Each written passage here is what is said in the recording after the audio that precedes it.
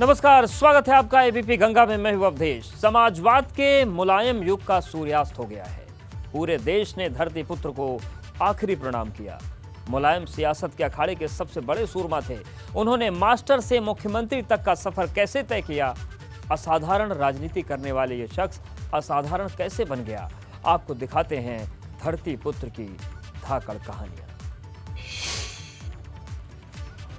साल था 1939 का और तारीख थी 22 नवंबर। इटावा के सैफई में मुलायम सिंह यादव का जन्म हुआ। बचपन से ही मुलायम राजनीतिक मामले में दिलचस्पी दिखाते। यही वजह थी कि मुलायम छात्र राजनीति में सक्रिय हो गए। उस वक्त उनकी उम्र सिर्फ 15 साल थी। राजनीति शास्त्र में डिग्री हासिल करने के बाद कुछ समय के लिए उन्होंने इंटर कॉलेज में पढ़ाना भी शुरू किया।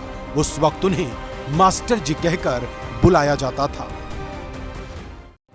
मुलायम की राजनीति का रास्ता पहलवानी के रास्ते तैयार हुआ। 1962 में जब जसवंत नगर क्षेत्र के गांव में विधानसभा चुनाव का प्रचार चल रहा था, उसी वक्त एक बहुत बड़ी कुश्ती प्रतियोगिता का आयोजन किया गया, जिसमें मुलायम ने भी हिस्सा लिया था।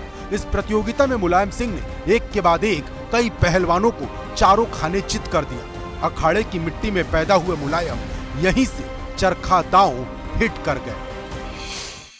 कुश्ती के मुकाबले में जब मुलायम चरखा दांव चला रहे थे तो वहां जसवंत नगर के विधायक नत्थू सिंह भी मौजूद थे। दंगल खत्म हुआ तो नत्थू सिंह ने मुलायम सिंह को बुलाया, उन्हें शागिर्द बनाया और संयुक्त सोशलिस्ट पार्टी से जोड़ लिया। पार्टी में वो काफी सक्रिय हुए, इलाके के गरीबों और किसानों की आवाज बन गए। साल था 1967 और इसी साल एक पहलवान राजनीति के अखाड़े में उतरा। उस वक्त उत्तर प्रदेश में विधानसभा चुनाव हो रहे थे और 28 साल के मुलायम सिंह यादव के राजनीतिक गुरु नत्थू सिंह ने उन्हें अपनी राजनीतिक विरासत सौंप दी। वो नत्थू सिंह ही थे जो जसवंत नगर से विधायक हुआ करते थे, लेकिन अपने शिष्य मुलायम से वो इतने प्रभावित हुए कि अपनी सीट भी उन्हें सौंप दी। मुलायम को राजनीति में लाने वाले सिर्फ नत्थू सिंह ही नहीं थे, इसके पीछे एक और नाम था, वो थे लोहिया। लोहिया भी मुलायम की मेहनत के मुरीद हो चुके थे और लोहिया के कहने पर ही नत्थू सिंह ने मुलायम को अपनी विरासत सौंपी। तब पहली बार मुलायम सिंह यादव ने इटावा की जसवंत नगर सीट से सोशलिस्ट पार्टी के टिकट पर चुनाव लड़ा था। मुलायम के हाथ में विधानसभा का टिकट था, लेकिन दिक्कत ये थी कि वो प्रचार कैसे करें, लोगों के बीच कैसे पहुंचे। लेकिन मुलायम को तो बड़ा नेता बनना था और संघर्ष के शुरुआती दिनों में उनका साथ दिया उनके दोस्त दर्शन सिंह ने। दर्शन सिंह साइकिल पर पैडल मारते और मुलायम पीछे बैठकर गांव-गांव जाते। साइकिल से चुनाव प्रचार करने के दौरान ही मुलायम ने ठान लिया था कि जब कभी वो पार्टी बनाएंगे तो उसका चुनाव चिन्ह साइकिल ही होगी। पहले ही चुनाव में मुलायम ने विरोधियों को पस्त कर दिया, लेकिन ये शुरुआत काफी मुश्किलों भरी थी, क्योंकि किसान परिवार से आने वाले मुलायम के पास उस वक्त बिल्कुल पैसे नहीं थे। और तभी मुलायम और उनके दोस्त दर्शन सिंह ने एक नारा दिया था, जो था एक वोट एक नोट। मुलायम चुनाव लड़ने के लिए जनता से चंदा मांगते थे और उसे ब्याज के साथ लौटाने का वादा करते थे। उस वक्त ये नारा भी हिट हुआ और मुलायम की मेहनत भी सफल हो गई। मुलायम हारने वालों में से नहीं थे, वो तो पहलवान थे जो अखाड़ों में भी नंबर 1 रहा और सियासत के मैदान में भी। मुलायम ने चंदे के पैसे से पुरानी एम्बेसडर कार खरीदी, लेकिन दिक्कत यह थी कि तेल के पैसे कहां से लाए जाए। जब इस परेशानी को लेकर गांव में बैठक हुई तो गांव के ही एक शख्स ने भरी सभा में ऐलान कर दिया कि पैसों की कमी बिल्कुल नहीं होनी दी जाएगी, क्योंकि पहली बार ऐसा था जब उस गांव का कोई बेटा विधायकी का चुनाव लड़ रहा था। मुलायम का हौसला मजबूत था और गांव वालों का प्यार बेशुमार। मुलायम के कदम बढ़ते गए और गांव वाले उस रास्ते पर फूल बिछाते गए। गांव वाले सप्ताह में एक दिन खाना नहीं खाते थे, क्योंकि एक वक्त का पैसा बचाकर मुलायम की पुरानी एम्बेसडर में तेल जो भरवाना था। पहला चुनाव जीतकर मुलायम सिंह विधानसभा पहुंच चुके थे। मुलायम मंझे हुए राजनेता बन गए थे। उसके बाद जब 1974 में दोबारा विधानसभा चुनाव हुए तो मुलायम फिर एक बार जसवंत नगर सीट से ही चुनाव लड़े। उस समय उन्होंने भारतीय क्रांति दल के टिकट पर चुनाव लड़ा और दूसरी बार विधायक बन गए। मुलायम दूसरी बार विधायक बने और एक साल बाद ही इंदिरा गांधी ने 1975 में आपातकाल लागू कर दिया। चूंकि मुलायम समाजवादी विचारधारा के नेता थे उन्होंने भी उस आपातकाल का कड़ा विरोध किया और तमाम विपक्षी नेताओं के साथ 19 महीने जेल में रहे। आपातकाल के अगले ही दिन मुलायम गिरफ्तार हो गए थे। जेपी ने पूरे देश में जो क्रांति का बिगुल फूंका था, मुलायम सिंह यादव ने इटावा और आसपास के गांव शहरों में इसकी अलख जगाई। युवाओं को एकजुट करते कांग्रेस के खिलाफ माहौल बनाया करते। आपातकाल हटा तो देश में चुनाव हुए, साथ ही साथ उत्तर प्रदेश में भी चुनाव हुए। मुलायम सिंह यादव भी लड़े और जीत गए। देश और प्रदेश में जनता पार्टी की सरकार बनी। ये साल था 1977। मुलायम सिंह यादव को यूपी में सहकारिता और पशुपालन मंत्री की जिम्मेदारी मिली। साल था 1982। यूपी में वीपी सिंह की सरकार थी। वो वक्त डाकुओं का वक्त हुआ करता था और इटावा बहुत ज्यादा प्रभावित था। उसी वक्त मुलायम पर हमला हुआ था। इससे पहले भी पहला विधानसभा चुनाव जीतने के बाद मुलायम पर गोली चली थी। हालांकि छोटी कदकाठी के चलते मुलायम के पीछे खड़े शख्स को वो गोली लगी। उस समय मुलायम ने कद्दावर नेता एडवोकेट लाखन सिंह को हराया था। 1985 के चुनाव में मुलायम चौथी बार विधायक बने। लोकदल के टिकट पर उन्हें जीत मिली थी। लेकिन जब 1987 में मुलायम के गुरु चौधरी चरण सिंह का निधन हुआ तो चरण सिंह के बेटे विलायत से लौट आए और तभी चौधरी चरण सिंह की बनाई पार्टी भारतीय लोकदल को लेकर अजीत सिंह और मुलायम के बीच जंग छिड़ गई। 1985 के चुनाव में मुलायम चौथी बार विधायक बने। लोकदल के टिकट पर उन्हें जीत मिली थी। लेकिन जब 1987 में मुलायम के गुरु चौधरी चरण सिंह का निधन हुआ तो चरण सिंह के बेटे विलायत से लौट आए और तभी चौधरी चरण सिंह की बनाई पार्टी भारतीय लोकदल को लेकर अजीत सिंह और मुलायम के बीच जंग छिड़ गई। अजीत सिंह ने नेता प्रतिपक्ष के तौर पर मुलायम सिंह को बेदखल करने का खेल शुरू कर दिया था। कहा जाता है उस वक्त पार्टी कार्यालय और तमाम जगहों पर मुलायम सिंह ने अपने लठायत तैनात कर दिए थे। अजीत सिंह की पूरी कोशिश विधायकों को अपने साथ जोड़ने की थी और हुआ भी यही। पिता के प्रति पुरानी वफादारी का हवाला देकर लगभग 55 विधायकों को अजीत सिंह ने अपने खेमे में कर लिया।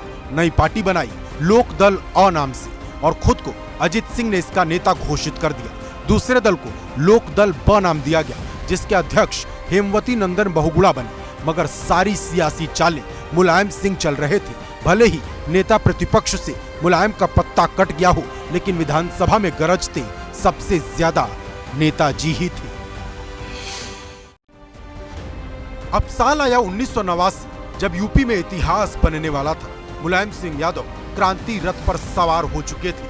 अजीत सिंह के अलग होने के बाद नेताजी ने क्रांतिकारी मोर्चा बनाया था और पूरे प्रदेश का दौरा किया। तब बोफोर्स के मामले में कांग्रेस कटघरे में थी और सही समय पर मुलायम ने सियासी हथौड़ा चलाया।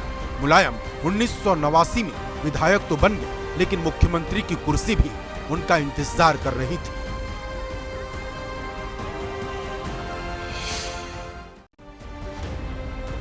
उन्नीस में 421 सीटों वाले यूपी में जनता दल के हिस्से 208 सीटें आई थी। मुख्यमंत्री के 3 दावेदार सामने आए, मुलायम सिंह, अजीत सिंह और अमेठी रियासत के राजा संजय सिंह।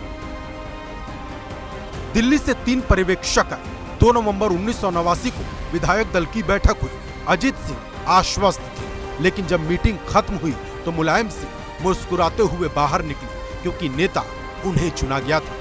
अजीत सिंह दिल्ली लौट गए और वीपी सिंह की सरकार में कैबिनेट मंत्री बने। मुलायम मुख्यमंत्री तो बन गए लेकिन उन्हें इस बात का बिल्कुल अंदाजा नहीं था कि अगला साल ही उनके लिए कड़ी परीक्षा लाने वाला है। जून 1990 की बात है जब विश्व हिंदू परिषद और बजरंग दल की अयोध्या में यात्रा शुरू हो गई थी। 4 महीने बाद कार सेवक अयोध्या में जमा होने लगे। कार सेवकों को बाबरी मस्जिद की ओर जाने से रोकने के लिए पुलिस को गोलीबारी करनी पड़ी। दर्जनों कार सेवकों की मौत हो गई। कार सेवकों पर गोली चली तो मुलायम रातों रात विलन बन गए, हिंदू विरोधी कहलाने लगे। खामियाजा मुलायम को ही भुगतना पड़ा और अप्रैल 1991 में मुलायम की सरकार गिर गई और राम रथ पर सवार भाजपा के कल्याण सिंह मुख्यमंत्री बन गए। 1991 में मुलायम की सरकार भले गिर गई थी लेकिन तब मुलायम जसवंत नगर के साथ साथ तिलहर सीट से चुनाव लड़े थे और दोनों ही सीट पर उनकी जीत हुई। इसके बाद आया साल 1992। विधानसभा में मुलायम और चंद्रशेखर गुट के 24 विधायक थे, जिसके भरोसे राज्यसभा में एक सदस्य को यूपी भेजा जा सकता था। चंद्रशेखर चाहते थे कि मोहन सिंह को राज्यसभा सदस्य बनाया जाए, लेकिन ऐन वक्त पर मुलायम ने फिर से सियासी गोटी ऐसी फेंकी जिसे देखकर सब दंग रह गए।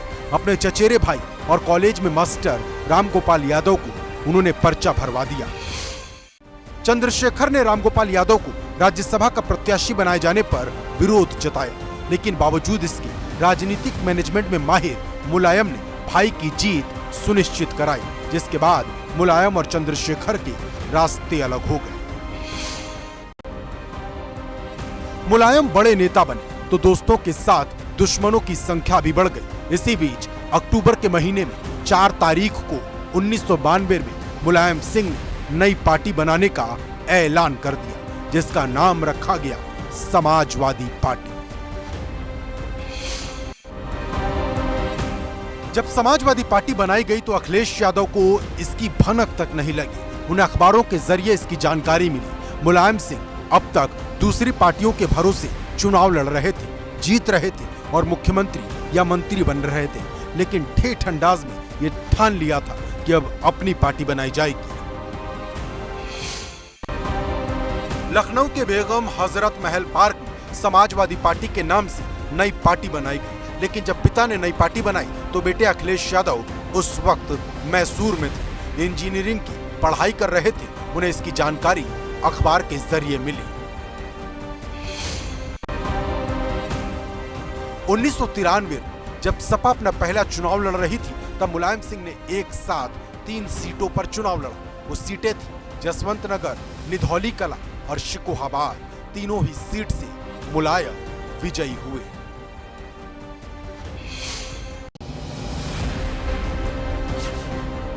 मुलायम को हराने के लिए विरोधी अलग अलग चाल चलते थे। 1993 में जिन 3 सीटों पर मुलायम लड़ रहे थे, हर जगह मुलायम नाम का ही एक प्रत्याशी उतारा गया था, ताकि वोटर कंफ्यूज हो जाएं। इससे पहले के चुनाव में भी विरोधियों ने यही चाल चली थी।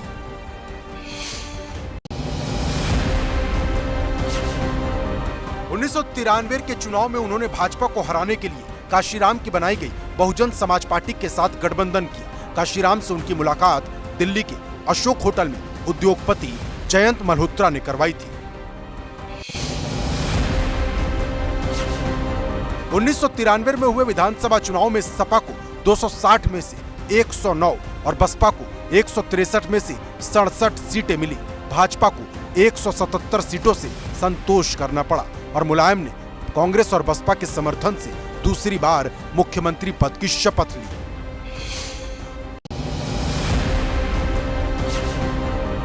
इस चुनाव में सपा और बसपा की तरफ से नारा दिया गया था, मिले मुलायम काशीराम, हवा में उड़ गए जय श्री राम। ये नारा हिट तो हुआ, लेकिन विवादों के घेरे में भी बना।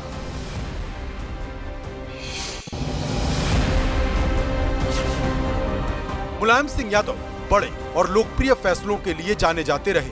मुलायम ने 1993 में यूपी में सरकार में वापसी के बाद नकल विरोधी कानून को 20 मिनट के बाद ही खत्म कर दिया था।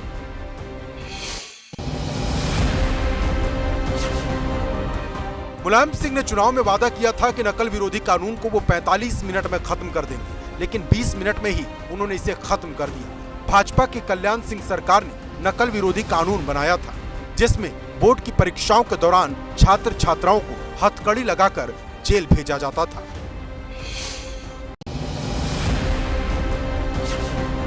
सपा बसपा का यह गठबंधन बहुत ज्यादा दिनों तक नहीं चला, क्योंकि बसपा ने सपा के सामने बहुत सारी मांग रख दी थी। मायावती मुलायम के काम पर बारीकी से नजर रखती थी।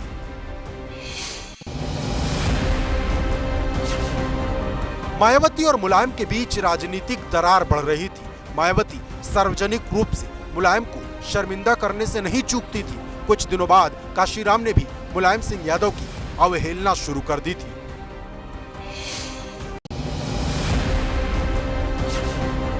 कहानी मुलायम सिंह की हो और गेस्ट हाउस कांड का जिक्र ना हो, ये कैसे हो सकता है।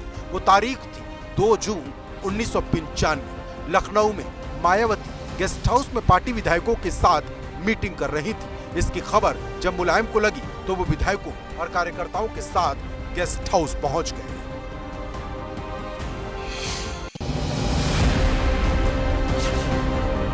गेस्ट हाउस में तोड़फोड़ और मारपीट शुरू हो गई। हंगामे से घबराई मायावती ने खुद को गेस्ट हाउस के कमरे में बंद कर लिया। कहा तो ये भी जाता है कि मायावती के साथ कुछ समाजवादियों ने बदसलूकी तक की थी। इसी कांड का नतीजा हुआ कि प्रदेश में मुलायम की सरकार गिर गई। उत्तर प्रदेश की सियासत में बसपा से नाता टूटने के बाद मुलायम सिंह यादव सत्ता से रुखसत हुए तो उनकी राजनीतिक भविष्य को लेकर चर्चाएं शुरू हो गई, लेकिन मुलायम ने उसी समय नया दांव खेल दिया। इस बार मुलायम यूपी की जगह केंद्र की ओर रुख कर गए। मुलायम सिंह अपने सियासी जीवन में पहली बार 1996 में लोकसभा का चुनाव लड़े थे। मैनपुरी सीट से जीतकर सांसद बने और उनके साथ पार्टी के 17 सांसद जीते। 13 दिन में अटल सरकार गिरने के बाद संयुक्त मोर्चा का गठन किया गया, जिसके बाद एक समय ऐसा लगा कि मुलायम सिंह यादव देश के प्रधानमंत्री बन जाएंगे। ऐसे में भले ही किंग ना बने, लेकिन किंग मेकर जरूर रहे। एचडी देवगौड़ा प्रधानमंत्री बने तो मुलायम सिंह यादव रक्षा मंत्री। प्रधानमंत्री के पद से देवगौड़ा के इस्तीफा देने के बाद 1997 में मुलायम सिंह प्रधानमंत्री बनते बनते रह गए। लालू यादव और शरद पवार उनकी राह में रोड़े अटकाने लगे और चंद्रबाबू नायडू ने भी उनका साथ दिया, जिसकी वजह से मुलायम को प्रधानमंत्री का पद नहीं मिल सका। अगर मुलायम को प्रधानमंत्री का पद मिला होता तो वो गुजराल से कहीं ज्यादा समय तक गठबंधन को बचाए रखते। संयुक्त मोर्चा की 3 साल तक चली सरकार में मुलायम सिंह यादव सत्ता की धुरी बने रहे। देवगौड़ा के बाद गुजराल पीएम बने, लेकिन मुलायम अपनी जगह मजबूत रहे। 1997 में ही लालू और शरद यादव काशीराम के साथ मिलकर केंद्र में नया गठबंधन बनाने की तैयारी कर रहे थे, लेकिन मुलायम सिंह यादव इस राह में रोड़ा थे। इसीलिए मुलायम को प्रधानमंत्री की कुर्सी से दूर रखा गया।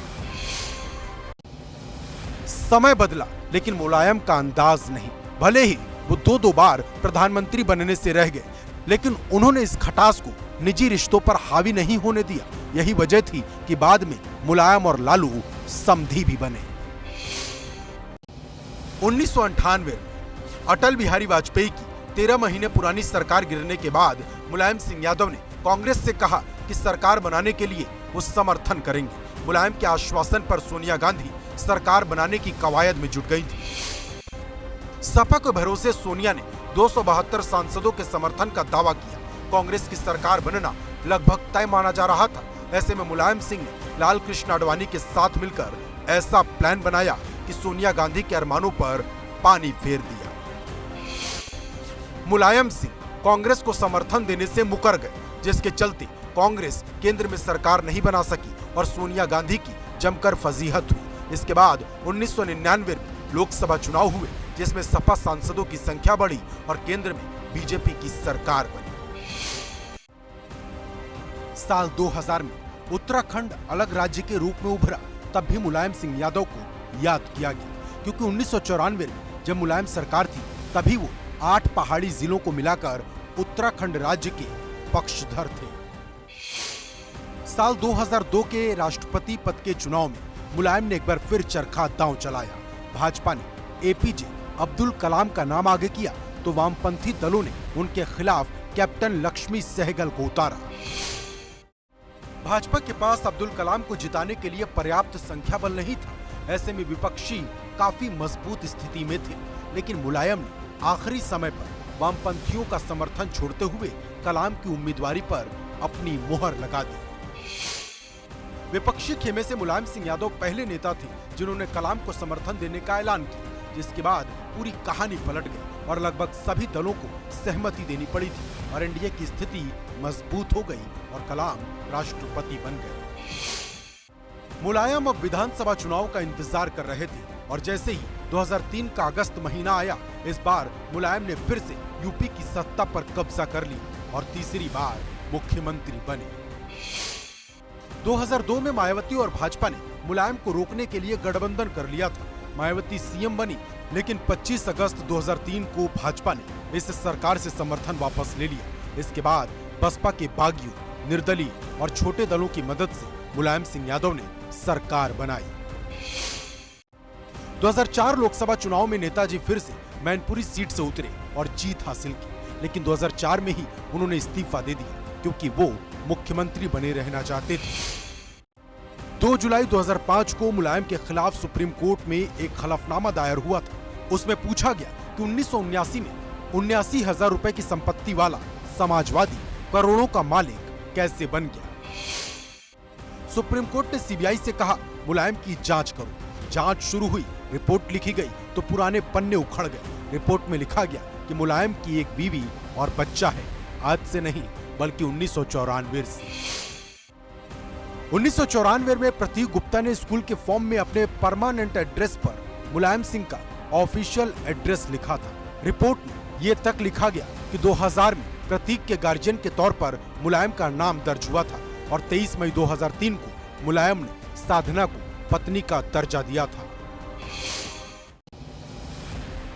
मुलायम सरकार के कार्यकाल का जब आखिरी वक्त चल रहा था, तब योगी सरकार की गिरफ्तारी को लेकर माहौल गर्म हो गया।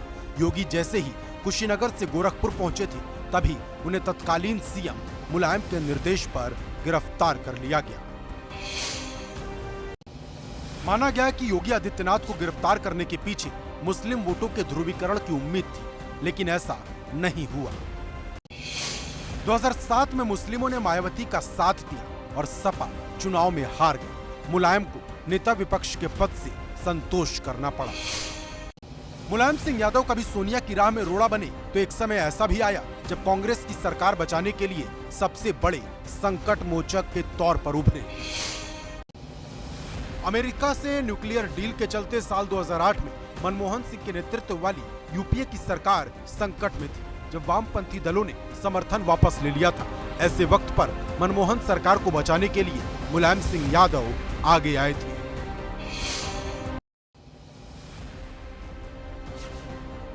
मुलायम ने कांग्रेस की यूपीए सरकार को बाहर से समर्थन देकर बचा लिया था।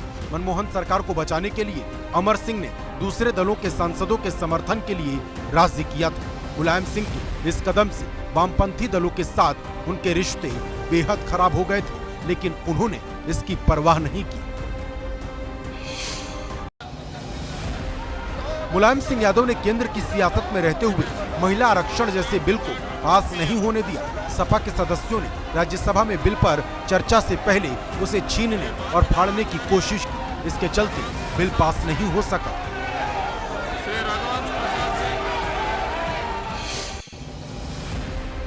ऐसे ही दलित के प्रमोशन में रिजर्वेशन बिल का मुलायम सिंह यादव ने विरोध कर उसे संसद में पास नहीं होने दिया। मुलायम सिंह के विरोध के चलते ही यूपीए सरकार इस बिल को पास नहीं करा सकी।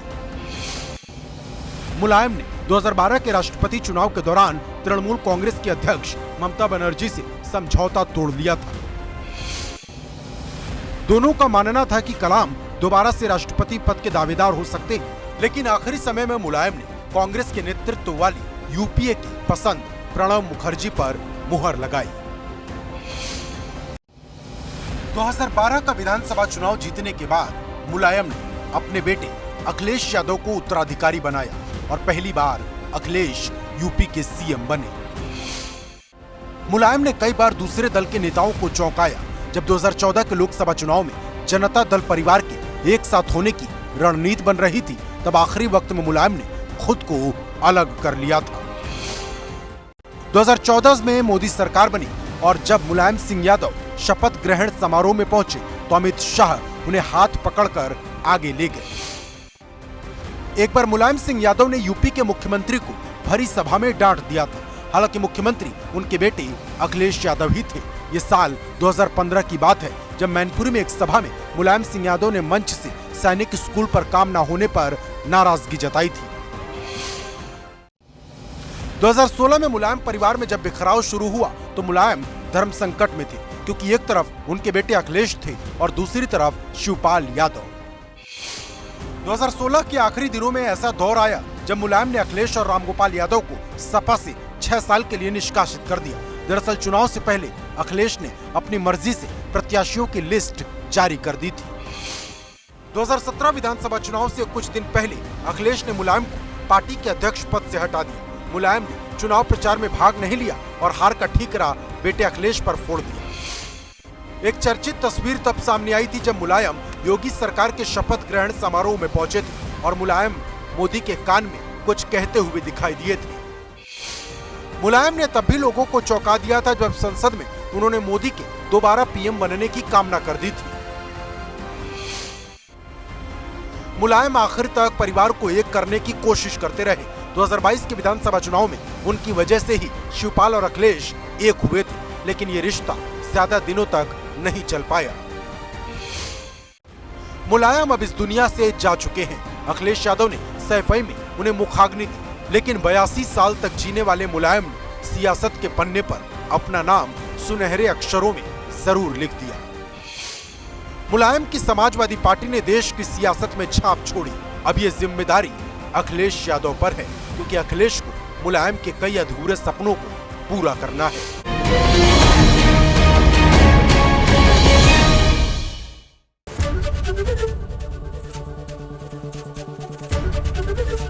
एबीपी गंगा, खबर आपकी, जुबान आपकी।